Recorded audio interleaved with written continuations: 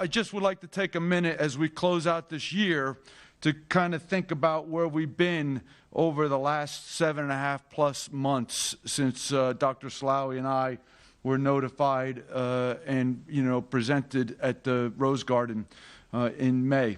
So what have we done? We've developed 2 safe and effective vaccines now for use, authorized for use to the American people. We've scaled up manufacturing capacity, in some cases building new brick and mortar from the ground up. We've issued 18 Defense Production Act ratings, which allows us to prioritize materials, supplies, and equipment essential to the U.S. government contracts. It puts them at the front of the line. Hired and trained new staff and embedded logisticians and supply chain experts in all the manufacturing facilities as we move forward. We developed and launched a new data system that connects hundreds of existing systems at the state and local level to allow us to have visibility so that we can see ourselves across the entire United States. We've executed extensive planning, starting with the CDC putting out their playbook in September, and then extensive coordinations with the state health officials every day, every week, and every month since. And it continues as we go forward.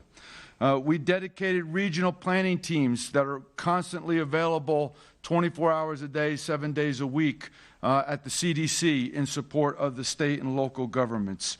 We provided IT specialists to help all the jurisdictions to see themselves so that they understand exactly where everything is at a single point of time. They can plan and direct accordingly.